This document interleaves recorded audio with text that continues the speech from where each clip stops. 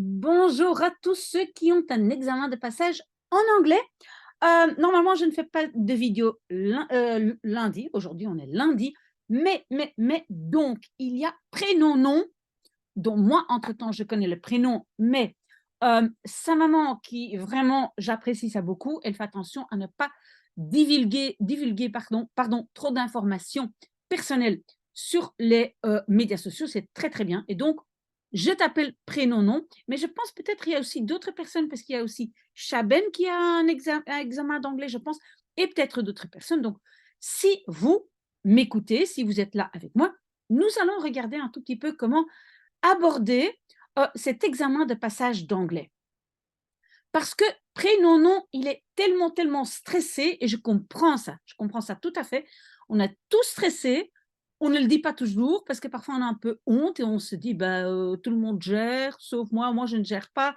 Non, ce n'est pas comme ça, tout le monde a du stress, et même on a besoin de stress pour être motivé à travailler. En tout cas, je vois que tu travailles, donc il n'y a vraiment aucun souci. On a encore beaucoup de temps parce que j'ai vu que ton examen n'est que fin août, et vraiment fin août, pardon. Donc, on a encore énormément de temps. Maintenant, donc, tu es en cinquième secondaire, c'est un examen d'anglais, et en fait, tu vas devoir faire grammaire et savoir écrire.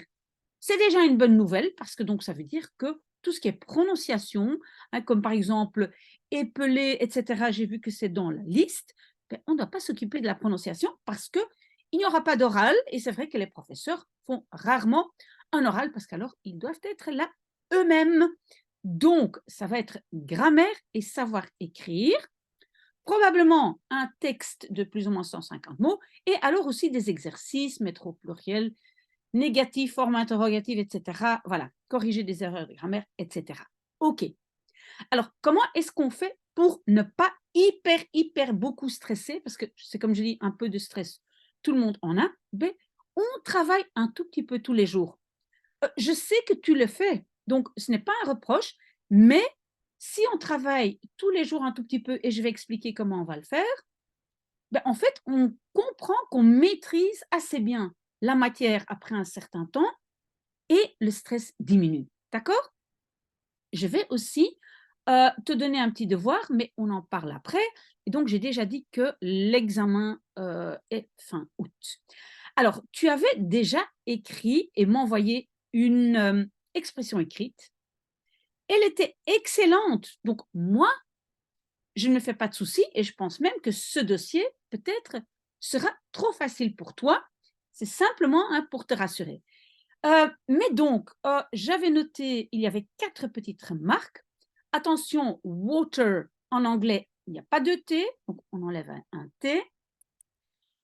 Tu avais écrit 30, mais ça c'est 30, et je pense qu'ici, tu voulais dire soif. Et donc, soif, c'est thirsty, il y a un S. Alors, goes to the school, mais aller à l'école, c'est go to school. Normalement, on ne dit pas the. Quand on dit go to the school, c'est vraiment le bâtiment. Donc, en général, on dit I go to school. Et alors, en fait, donc, tu avais utilisé une orange. Ben, en anglais, si j'ai une voyelle qui suit, donc O, eh ben alors je mets un N. An orange. D'accord? À part ça, qu'est-ce que j'ai dit? Ben, c'était une excellente expression écrite. Donc, si tu fais ça comme ça, tu passeras. Maintenant, encore, une question très, très importante. Bah, tu peux me répondre, en fait, il ne faut même pas me répondre. C'est une réflexion à faire pour soi-même. Quand moi, je regarde ton expression écrite, que je trouve excellente, alors je me pose la question, mais pourquoi tu avais raté?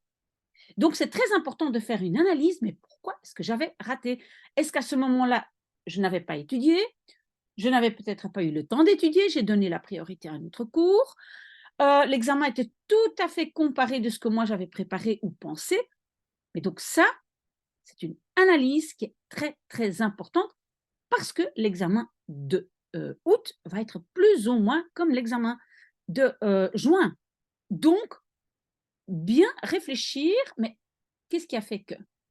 tu peux toujours le partager avec moi par mail, ça c'est comme tu veux, mais c'est surtout soi-même qu'on doit réfléchir. Alors, qu'est-ce que tu dois donc faire? Il y a marqué savoir-faire. Ben, ça, c'est, on va dire, de quoi tu dois pouvoir parler. Ben, se présenter et sa famille aussi. Savoir donner un âge, parler de ses intérêts, donner un numéro de téléphone. Savoir épeler un mot, mais moi, je mets ça entre parenthèses, comme il n'y a pas d'oral, pas d'examen oral, au moins, il n'y a pas ça. Savoir parler de son quotidien, de sa famille, en fait, c'est la même chose. J'aurais pu mettre ça ici. Donc, voilà, c'est déjà presque le même point.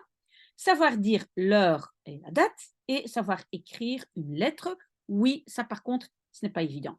Et alors, après ça, donc ça c'est le savoir-faire, après ça, on a tous les éléments de grammaire à connaître. Voilà.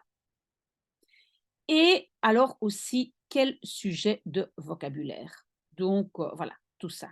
Tout ça, je dois connaître. Tu avais aussi envoyé des pages de ton livre. OK, ça c'est très, très bien. Moi, j'ai regardé un petit peu dedans. Alors, qu'est-ce qu'on va faire? Ou qu'est-ce que moi j'ai déjà fait? J'ai déjà commencé. On va faire un dossier. Tu vas m'aider à rajouter des éléments parce qu'évidemment, avec tout ça, tu as vu ça en un an. Moi, je ne sais pas en 2, 3 vidéos faire tout ça. On va essayer d'ajouter un maximum d'éléments. On va ajouter tout ça dans ce document dont le lien est en dessous, que tout le monde peut utiliser. Évidemment, quand toi, tu m'envoies des exercices ou des choses dont on va parler après, essaye de ne pas mettre des éléments trop personnels. Hein, par exemple, pas ton adresse ou pas ton numéro de téléphone. Si tu le fais, moi, je change ça un petit peu et je mets ça dans le dossier. Parce que qu'est-ce qu'on va faire? On va tout mettre dans ce dossier et tous les jours, pendant, je ne sais pas, 5, 10 minutes, plus le dossier grandit, plus ça prendra du temps, simplement relire tout ce que j'ai déjà écrit, simplement relire, relire. D'accord? Donc moi, j'ai commencé par écrire certaines phrases que j'ai trouvées dans ton dossier. Après, j'ai fait quelques phrases pour in, on, at. J'ai aussi trouvé ça dans ton dossier. Mettre au pluriel. Hein, comment est-ce que je mets au pluriel? Et puis aussi un tout petit peu le présent. Comment est-ce que je construis le présent? Voilà, et ça c'est tout. On va regarder ça vite fait ensemble. Mais alors, qu'est-ce que moi je propose? À chaque fois, donc, pour quand tu veux, demain, après-midi, après-demain, quand tu as le temps ou l'envie, tu vas donc ton devoir, ça va être, tu vas écrire un texte sur ta famille.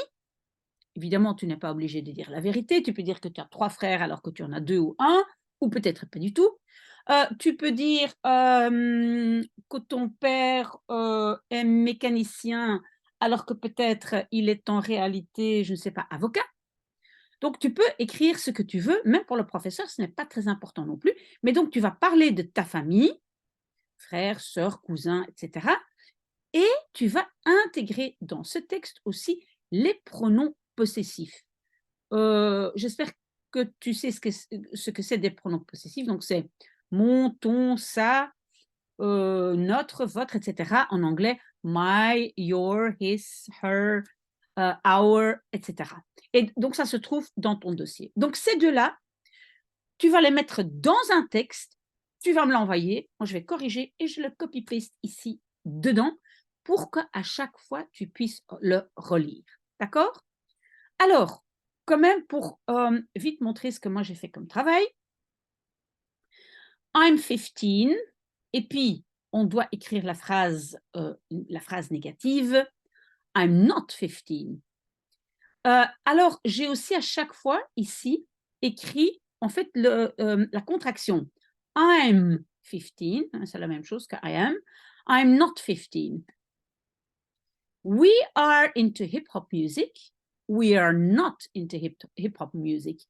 Hein, donc ici, c'est... ah oui, qu'est-ce que j'ai fait ici? J'ai fait la phrase complète et ici la contraction. N'importe, je pense que tu comprends. Et donc, j'ai aussi utilisé cette expression que le professeur aime bien, to be into. Ça veut dire aimer.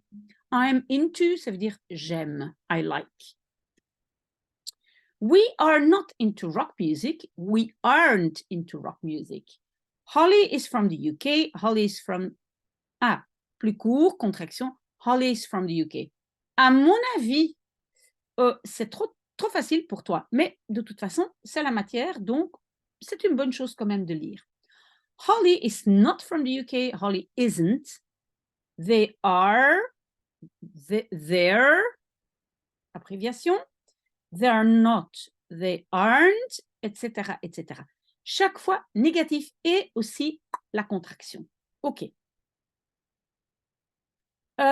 Qu'est-ce que j'ai fait alors? Oui, j'ai posé des questions et puis il faut répondre. En anglais, on répond toujours par ces petits morceaux de phrases. Donc, am I good at tennis? Yes, you are. On ne doit pas dire you are good.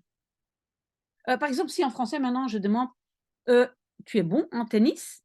Tu peux répondre ah oui, oui, je suis bon. En anglais, on peut dire simplement ah oui, je suis, ou je le suis en français, mais en anglais, on peut juste dire je suis. You're great. Ça vient aussi de ton livre. Hein? Are you into football? No, I'm not. I don't like it. Is Jack 16? Yes, he is. Encore, vous voyez, he is. Tu vois, he is. Is Jess from London? No, she isn't. She's from Bristol. Are we in the same class? No, we aren't. You're in 8A and I'm in 8B. Are they American? No, they aren't. Alors, j'ai aussi écrit quelques phrases avec in, on, at. On peut toujours en rajouter, hein? Donc tu peux compléter. Je ne vais pas te donner accès au document. Pourquoi? Ben, premièrement, parce que je dois d'abord corriger. Et deuxièmement, parce que alors ton adresse mail va être visible. Et ça, je pense, si je ne me trompe pas. Et donc, ça, je ne veux pas. Donc, envoyez par mail et moi, je copy-paste ici dans le document. De préférence, tapez dans Word si c'est possible. Ce n'est pas possible, tant pis, moi, je le taperai. OK, donc j'ai ici, donc on doit exprimer le temps en utilisant in, on, at, quelques phrases. Alors ici, j'ai mis des mots, il faut mettre au pluriel. Hein. Donc, normalement, en anglais, on ajoute un S, plus S, mais attention, le Y devient IE. Vous voyez? A granny, c'est une grand-mère. Hein. A granny, two grannies. Et alors, attention, a person, et normalement, on ne dit pas two persons, on dit two people. A child, un enfant, et attention, le pluriel, c'est children. A man, two men. Donc ça, c'est le pluriel, ça devient E. Et attention, woman, et pluriel women, mais comme il n'y a pas d'oral, il ne faut pas savoir prononcer. Ça, c'est facile, on a juste rajouté un S. OK, friends. Oui, ici, on voit de nouveau country, Y, countries, IE. OK? Alors, j'ai aussi écrit quelques phrases au présent, mais ça, on va le répéter quand tu écris donc, ton texte. Alors, attention, le présent. Donc, c'est très facile. Normalement, pour le présent, on utilise l'infinitif. Donc, ça, tu sais, quand j'ai le verbe to work, bah, en fait, le présent, c'est work. Sauf pour la troisième personne singulier, he, she, it. Là, on va rajouter un S. Donc, she works. Et encore, attention, Y devient IES. Donc, il étudie, he studies. Have devient has. Et quand le verbe se termine par un son qui fait s, donc ça peut être sh, sh, s, alors je rajoute ES. Donc, par exemple, on avait ici she watches. Vous voyez un ES. OK? Ici aussi, she teaches. OK? Et alors aussi, attention, le O, oui, le O prend aussi ES, mais ça, c'est surtout Ici, he does. Donc, c'est to do. D'accord? Voilà, ça c'est le travail que moi j'ai fait pour l'instant. Mais donc, à chaque fois, quand tu as envie, quand tu as le temps, tu prends un sujet et dès que moi maintenant je vais recevoir ton devoir, parler de la famille et pronom possessif, ou bien je rajoute quelques éléments, et à ce moment-là, je donne un nouveau travail. Par exemple, je vais dire, ah, mais maintenant tu dois m'expliquer, par exemple, une journée normale, donc ton quotidien. Donc là, tu vas devoir dire, le matin, je me lève à une telle heure, je me brosse les dents, et cetera, et cetera. Donc chaque fois et je vais chaque fois intégrer aussi un élément de grammaire et de vocabulaire. Ça va? J'espère que ça t'a rassuré. Prénom, nom, comme je t'appelle, hein, alors que je connais ton nom maintenant. Mais bonne chance et donc il faut pas à chaque fois s'excuser: «Pardon, pardon, pardon madame de déranger». Non, non, non, heu, pas de souci, j'aime bien, être dérangé. Bon travail et reviens vers moi et ce dossier se trouve ici, en dessous. Moi, je continue à mettre un peu d'ordre dans mon bureau. Encore beaucoup de travail et bien sûr, mon café. À bientôt.